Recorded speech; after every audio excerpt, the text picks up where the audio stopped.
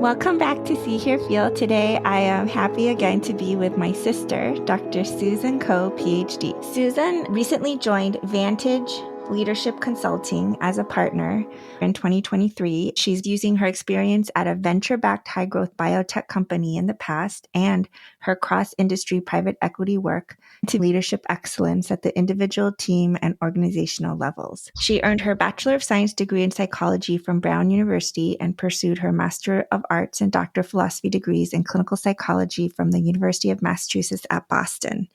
She's lived in 8 states across the U.S. and in South Korea, and she's traveled all over the world. We're going to talk about evaluating leaders and doing 360-degree evaluations, looking at how a leader's reputation in the eyes of others matches with their intent. She was able to do a sort of modified 360 evaluation on me. Welcome to Susan, who is, as I've said in the past, also my sister.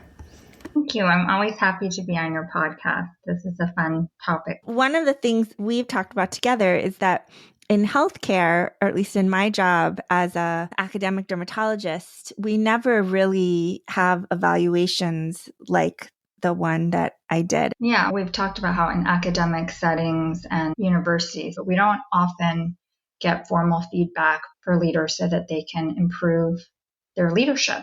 In the corporate world, this is fairly standard. I should introduce this whole thing by saying that even though maybe in academia we don't really, at least maybe I don't, think of myself in a lot of ways as a leader, like I'm not chair of the department or I don't have some leadership title in my department. But I think we're all leaders in the sense that we supervise medical students or residents. Residents supervise medical students, or senior residents supervise junior residents. And I think those things count as leadership roles. That's such a great point because we have both formal leadership and informal leadership. In academic settings in particular, there's a hierarchy, but that doesn't necessarily mean that with that hierarchy comes responsibility to lead. Especially in academic settings, it's about teaching, right? And we don't necessarily perhaps think about teachers as leaders. But to your point, yes, of course, you have the opportunity to teach someone, to develop someone in some way. Did you learn how to mentor or teach residents and what works best, or how to leverage your skills to best bring out strengths or identify them? There are probably a lot of tools and that would help.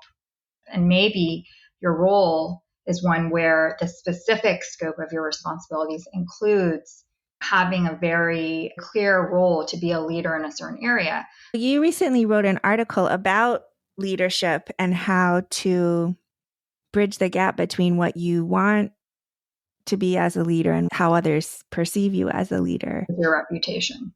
Yeah, I've worked with many leaders across industries and settings and at the C-suite, different levels of organizations. And I would say that it's very rare that you meet a leader who's deliberately saying, I really want to do a bad job, right? Essentially, most leaders are trying to do their best to be a good leader, and oftentimes may be surprised that what they're doing is actually not landing the way that they intend. They're, being perceived in a certain way when that's not what they intend. These formal assessments, interviews with leaders is helpful.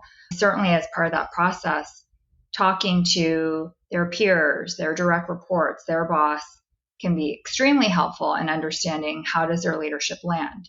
Getting feedback from people that person works with and interacts with is just another level of data that provides a much richer picture of what someone's leadership looks like.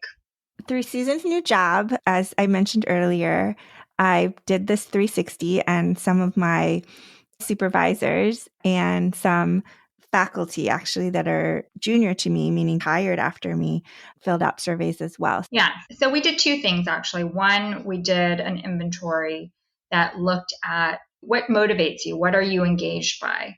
What gives you satisfaction in a workplace? Anytime that you're trying to strengthen your own leadership, it's helpful to know where your strengths are. What brings you energy? What do you really enjoy? What do you value? So that was one of the surveys that you took. And then the other was understanding your leadership behaviors. How do you go about doing things like creating a vision, working with a team? How do you execute? How do you influence others? I know you've probably read through your reports. Anything that was surprising to you? I read through them, but it was actually over a month ago. And honestly, I didn't really know what to do with the results. They weren't actionable. Not everything is actionable right away. I would say, just looking at your profile, that a lot of your energy is around affiliation. So you like to be able to freely share and express your true feelings. You want to be emotionally spontaneous and expressive, being able to be free to be yourself, say what's on your mind, share your feelings, just put it out there. That is very high for you. Not surprising.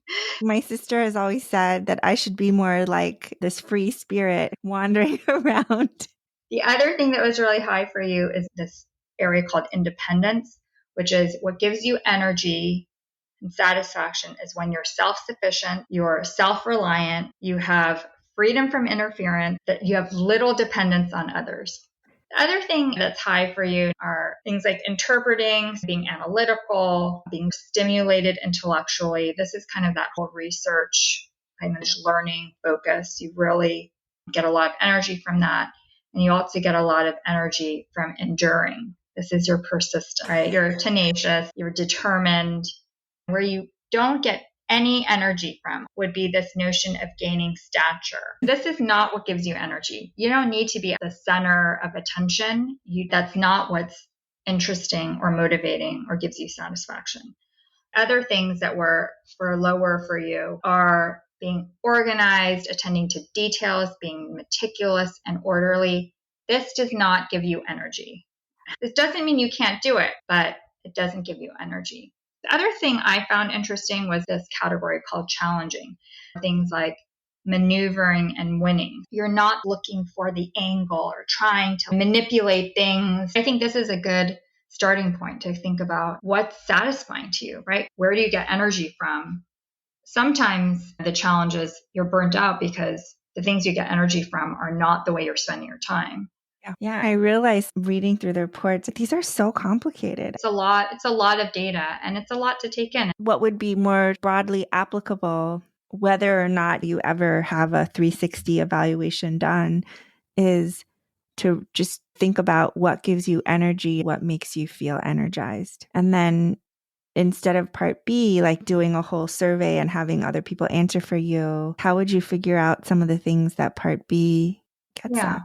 To do this simply, essentially what you're trying to do is get feedback, right? And understand how much of how you want to show up in the workplace as a leader in your role is consistent with how you are showing up in terms of how other people are seeing you.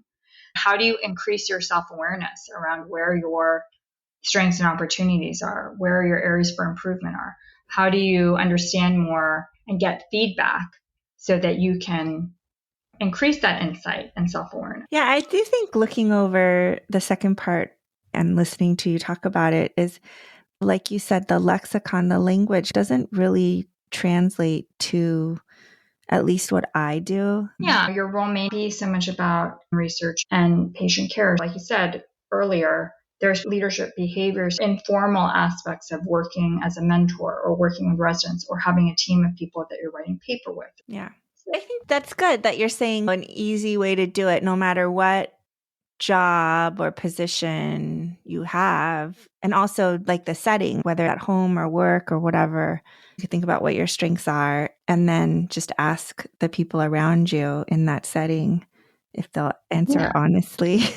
Sometimes it's getting people to answer honestly, but it's your strengths and your development opportunities, right? So sometimes an easier way to ask that question is, what do you think I could do more of or less of?